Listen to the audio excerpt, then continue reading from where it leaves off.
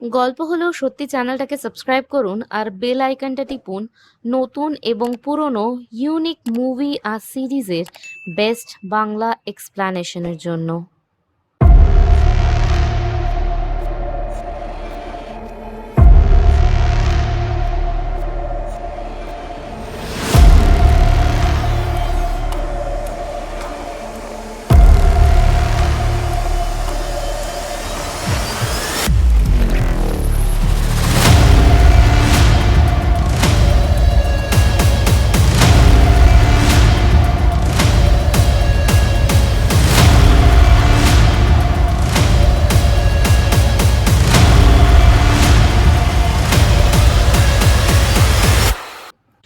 Hello everyone, আজ আবার একটা ইউনিক আন্ডাররেটেড হরর মুভি নিয়ে চলে এসেছি, যেটা দেখতে তোমাদের খুব মজা লাগবে। কারণ এতে আছে এমন এক ক্রিয়েচার যে বাচ্চাদের চুরি করে এবং তার অস্তিত্ব প্রত্যেকের মাথা থেকে মুছে দেয়।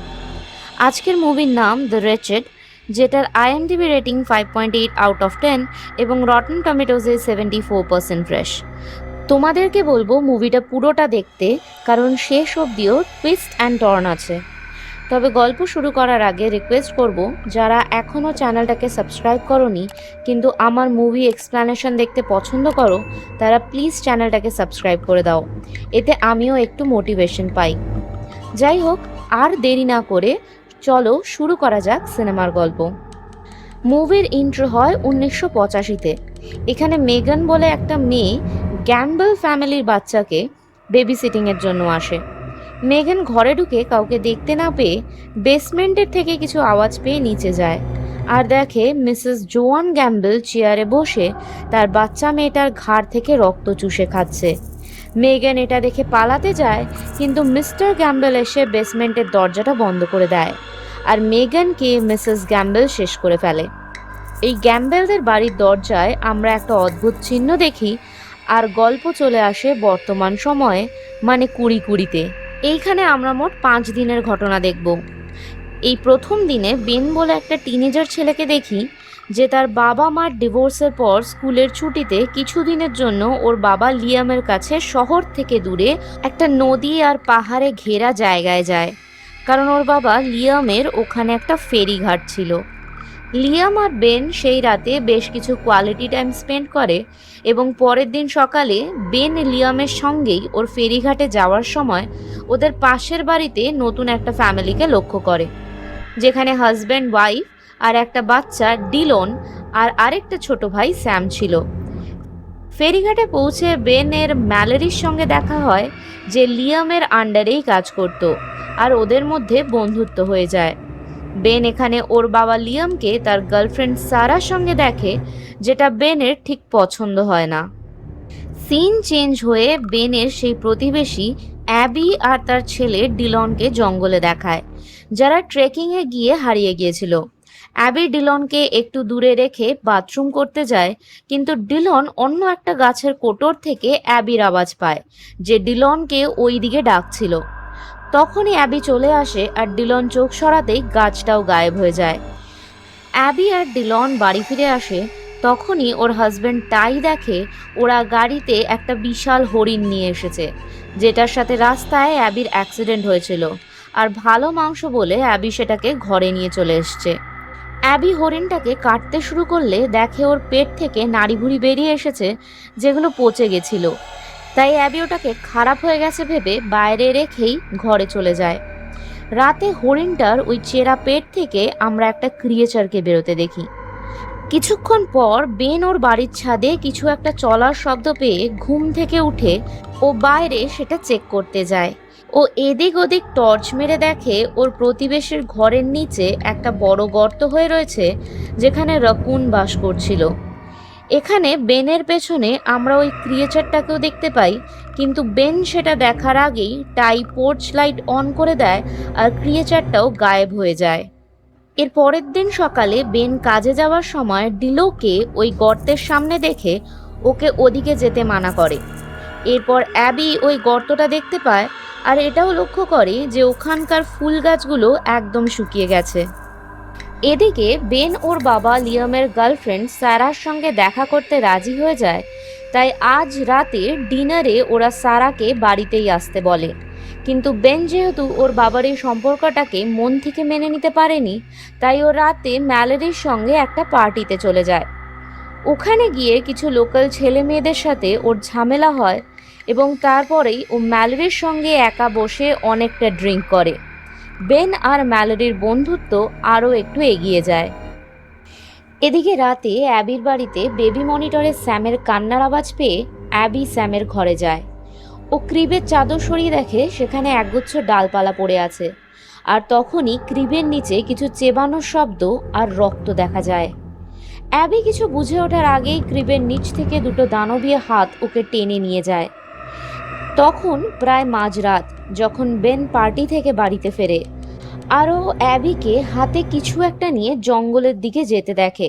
ও অ্যাবিকে আওয়াজ দেয়, কিন্তু তখনই লিয়াম চলে আসে, কারণ বেন ফোন তুলছিল না আর ও বেনকে খুঁজতে সারা রাস্তা ঘুরে বেড়াচ্ছিল। বেনকে ড্রাঙ্ক অবস্থায় দেখে লিয়াম ওকে সারার থেকে ক্ষমা চাইতে বলে, কিন্তু বেন সারাকে গালি দেয়, যেটা সারা শুনে নেয় এবং ওখান থেকে চলে যায়। পরের দিন সকালে ফেরিঘাটে বেন ডিলনকে বলে ও যদি কখনো ওর বাড়িতে কিছু অদ্ভুত মনে হয় তাহলে ও যেন বেনকে জানায়। এদিকে অ্যাবির বিহেভিয়ার সত্যিই চেঞ্জ হয়ে গেছিল। ডিলন ওর মাকে দেখে নগ্ন অবস্থায় জানলার সামনে দাঁড়িয়ে অদ্ভুতভাবে শরীরটাকে বেঁকাচ্ছিল। সন্ধেবেলা লিয়ামের কাজ থেকে ফিরতে দেরি হবে বলে বেন স্যারাকে বলে ওকে বাড়িতে ছেড়ে দিতে, আর রাস্তায় ওদের মধ্যে কথাবার্তা হয়। বেন ও বাবার সঙ্গে স্যারার সম্পর্কটাকে একটা সুযোগ দেবে ভাবে। ঘরে ফিরে উপর থেকে বেন কিছুর আওয়াজ পায় আর বেডরুমে গিয়ে দেখে ডিলন ওখানে বসে আছে। ওর মা তখনই ওকে ডাকতে আসে, কিন্তু ডিলন বেনকে বলে ওর মাকে না বলতে যে ও এখানে লুকিয়ে আছে। নিচে গিয়ে বেন অ্যাবিকে বলে যে ডিলন এখানে নেই, কিন্তু অ্যাবি নিষ্পলক চোখে বেনকে দেখতে থাকে আর ওকে হুমকি দেয়। তখনই টাই কাজ থেকে ফিরে আসে আর বাবার আওয়াজ পেয়েই ডিলনও উপর থেকে নিচে নেমে আসে। ঘরে ফিরে ডিলন ওর বাবাকে বলে অ্যাবি খুব অদ্ভুত ব্যবহার করছে, কিন্তু টাই ব্যাপারটাকে পাত্তা দেয় না। টাই শুতে যাওয়ার আগে স্যামের ঘরটাও খোলে, কিন্তু ওই ঘরটা পুরো খালি হয়ে গিয়েছিল, কিন্তু টাইয়ের কিছুই মনে পড়ে না। সেই রাতে বেন ওর ব্যালকনি থেকে অ্যাবি আর টাইয়ের উপর নজর রাখছিল। তখন আমরাও আয়নার কাছে দেখি অ্যাবির পিঠটা যেন কালচে হয়ে গেছে। পরের দিন সকালে ফেরিঘাটে বেনের সঙ্গে ডিলনের একটা সেলিং লেসন ছিল, কিন্তু ডিলন 11টা বেজে যাবার পরে ওখানে আসেনি। তাই বেন সোজা ডিলনের ঘরে গিয়ে বেল বাজায়, আর তখন টাই বেরিয়ে আসে। বেন টাইকে জিজ্ঞেস করে ডিলন কোথায় আছে, কিন্তু টাই বলে ওর কোনো বাচ্চা ছেলেই নেই। ওর ডিলন বলে কাউকেই চেনে না, ওরা শুধু হাজব্যান্ড অ্যান্ড ওয়াইফ দুজনে এখানে থাকে। এই বলে টাই দরজা বন্ধ করে দেয়। বেন ওখান থেকে চলে যাওয়ার সময় টাইয়ের দরজার পাপোশের নিচে সেই অদ্ভুত চিহ্নটা দেখতে পায়। তখন বেন ওটার ছবি তুলে নেয় এবং ইন্টারনেটে সার্চ করে।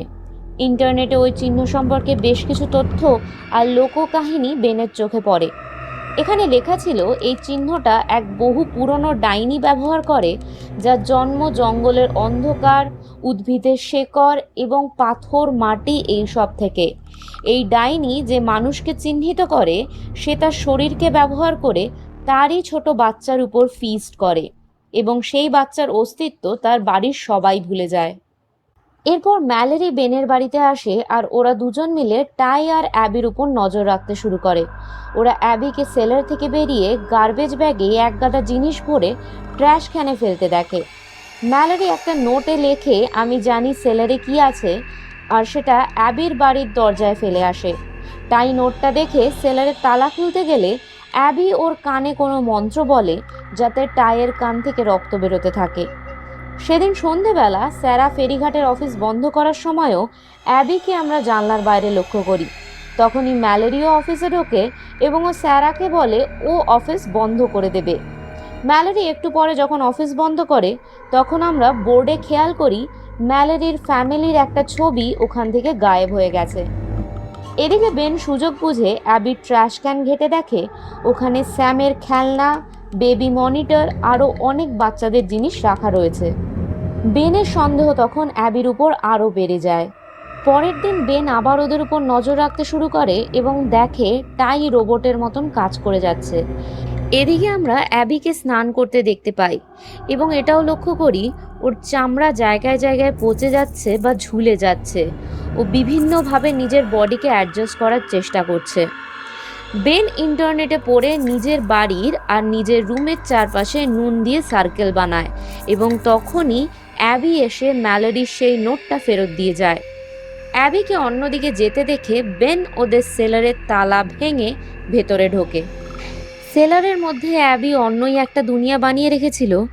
বেন ওখানে অ্যাবির পরিবারের একটা ছবি দেখতে পায় যেখানে টাইয়ের চোখ দুটো কাটা ছিল এবং ও খেয়াল করে ওখানে ম্যালেরির ফ্যামিলিরও ছবি আছে, যেখানে ওর ছোট বোন লিলিকে বাদ দিয়ে ম্যালেরি আর ওর মা দুজনেরই চোখ দুটো কাটা ছিল।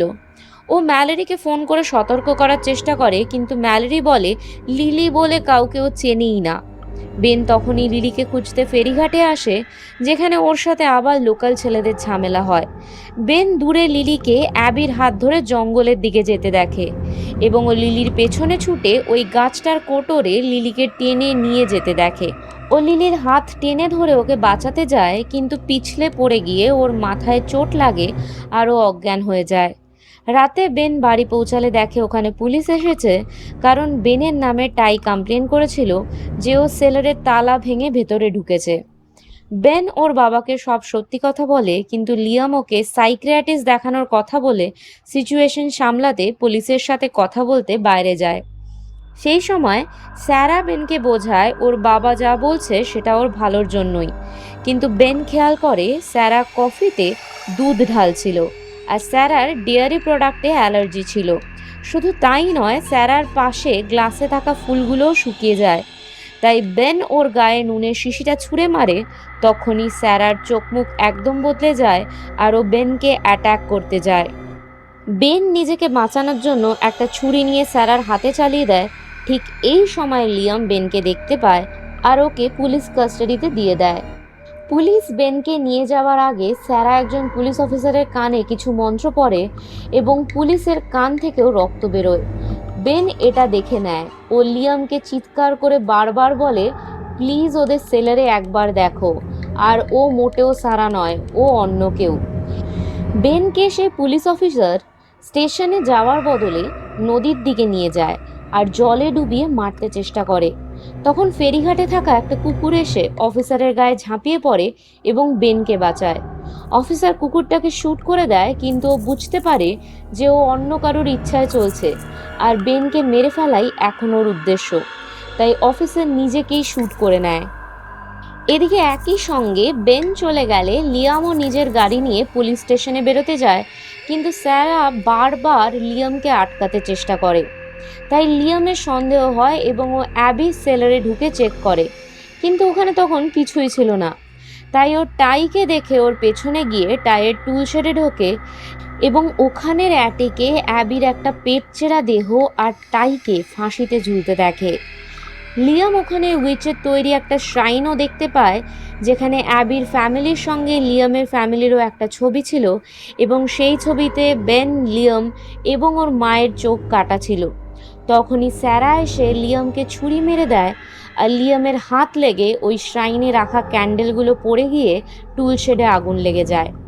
লিয়াম কোনো মতে নিচে আসে এবং স্যারাও নিচে নেমে লিয়ামের গলা টিপে ধরে। বেনও তখনই ফিরে আসে আর পুলিশ অফিসারের গান দিয়েই স্যারাকে শ্যুট করে দেয়।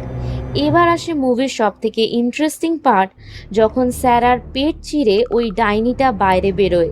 তখন বেন ওর বাবা লিয়ামকে নিয়ে গাড়িতে উঠে বসে, কিন্তু উইচের শ্রাইনের সঙ্গে সমস্ত ছবিগুলো পুড়ে যাওয়ায় আমরা দেখি বেনেরও কিছু স্মৃতি মনে পড়ে, যেখানে ওর নেথন বলে একটা ভাই আছে যে ওর সাথেই বাবার কাছে এসেছিল, কিন্তু ছবিতে ওদের চোখ কেটে দেওয়ায় নেথনকে বেন আর লিয়াম দুজনেই ভুলে গেছিল।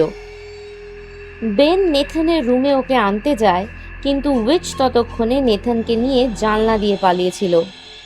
তখন ম্যালেরিয়াও ওখানে চলে আসে, কারণ ওর লিলির কথা মনে পড়ে গেছিল।